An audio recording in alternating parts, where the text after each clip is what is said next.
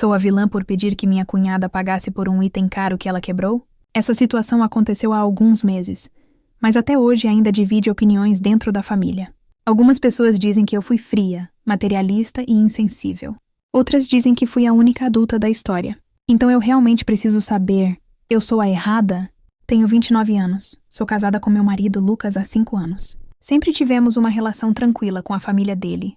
Nunca fomos extremamente próximos, mas também nunca tivemos conflitos graves. A exceção sempre foi a irmã dele, minha cunhada, Paula. Paula tem 26 anos e sempre foi muito protegida pelos pais. Isso aparece claramente no jeito dela de agir. Ela é o tipo de pessoa que mexe nas coisas dos outros sem pedir, que quebra algo e ri, como se fosse apenas uma coisinha. Desde que comecei a conviver com ela, percebi que não respeitava limites.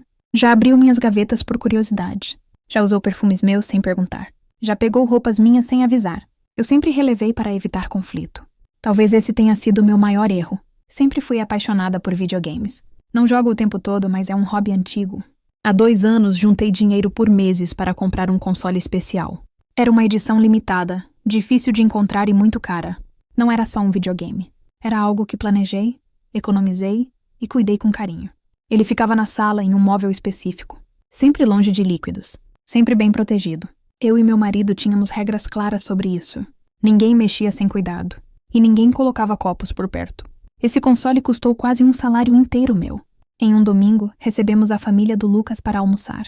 Vieram os pais, alguns tios e, claro, a Paula. O clima estava normal. Comemos, conversamos e rimos.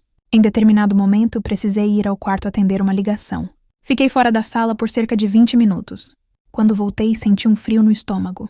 Paula estava em frente à TV segurando o controle do console. O videogame estava ligado. Havia um copo grande de refrigerante em cima do móvel, muito perto do console. Perguntei se ela tinha ligado o videogame. Ela respondeu rindo que ficou curiosa. Perguntei se ela tinha pedido permissão. Ela deu de ombros e disse que era só um videogame.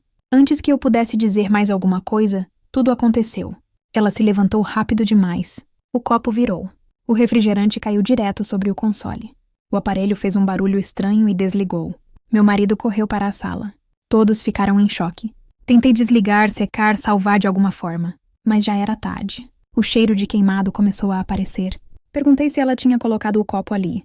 Ela disse que foi sem querer. E que essas coisas acontecem. Esperei um pedido de desculpas real. Mas ela apenas riu nervosa. Disse que devia ter conserto. E se não tivesse, paciência. Meu marido perguntou se ela entendia que era caro. Ela disse que não fez de propósito e que nós podíamos comprar outro. Respirei fundo e pedi que ela pagasse pelo prejuízo. O clima mudou na hora. Ela se ofendeu. Disse que família não cobra família. A mãe dela entrou para defendê-la. O pai disse que eu estava exagerando. Disseram que eu estava dando mais valor a um objeto. Paula saiu chorando da minha casa. Depois disso vieram mensagens e indiretas. Comentários dizendo que eu era materialista. Ela postou que algumas pessoas preferem dinheiro à família. Levamos o console à assistência técnica. O dano era irreversível. Não havia conserto possível. Nunca fui ressarcida. Nunca substituí o console. E a relação com a família ficou fria. Nos dias seguintes, o clima dentro de casa também ficou pesado. Meu marido tentava me apoiar, mas claramente estava dividido. Ele dizia que entendia meu lado, mas também dizia que não queria brigar com a família inteira. Isso acabou gerando discussões entre nós. Não gritos, mas silêncios desconfortáveis. Aqueles momentos em que ninguém quer ceder. Eu comecei a me perguntar se estava exagerando, se realmente valia a pena tudo isso por um objeto. Mas então eu lembrava de algo importante. Não foi apenas o console que quebrou. Foi o respeito. Ela mexeu sem permissão. Ignorou regras claras. E depois tratou tudo como se não fosse nada. O que mais me doeu não foi o prejuízo financeiro. Foi a falta total de responsabilidade. Se ela tivesse pedido desculpas de verdade, se tivesse oferecido qualquer tipo de ajuda, talvez nada disso tivesse tomado essa proporção. Mas em vez disso fui tratada como a vilã, como alguém mesquinha e difícil, enquanto ela foi vista como a vítima. Isso me fez repensar muitas coisas, principalmente sobre limites, sobre até onde devemos engolir situações para manter a paz. Hoje, Paula quase não fala comigo. Em reuniões de família, o clima é sempre estranho. Conversas rasas, sorrisos forçados, e uma sensação constante de que eu sou a errada. Mas no fundo eu sei que se fosse o contrário, eu jamais sairia sem assumir a responsabilidade, mesmo sendo um acidente. Porque errar não isenta ninguém das consequências. Depois de tudo isso, achei que o tempo resolveria, que as coisas iam esfriar. Mas foi exatamente o contrário. Quanto mais os dias passavam, mais eu virava a vilã da história.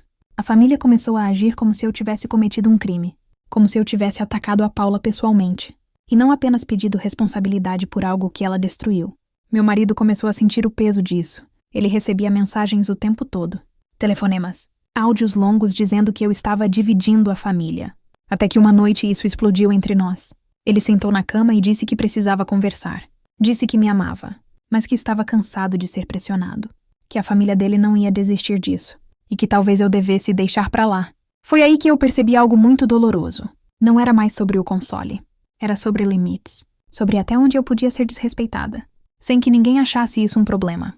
Perguntei a ele uma coisa simples. Se fosse o contrário, se fosse a minha irmã, que tivesse quebrado algo caro dele, ele realmente deixaria passar?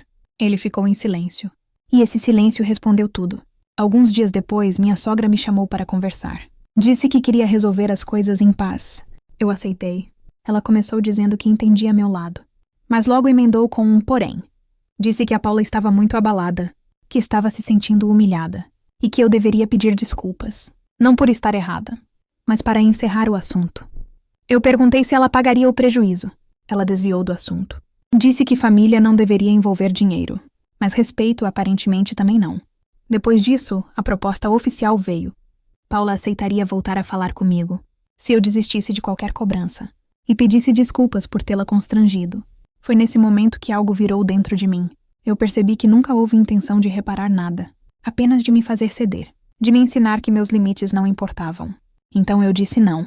Não gritei, não discuti, apenas disse não.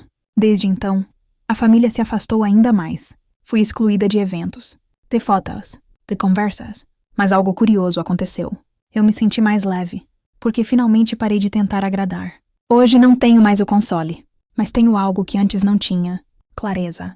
Se defender limites tem um preço, então talvez esse tenha sido o preço. Agora eu pergunto a vocês: fui realmente a vilã?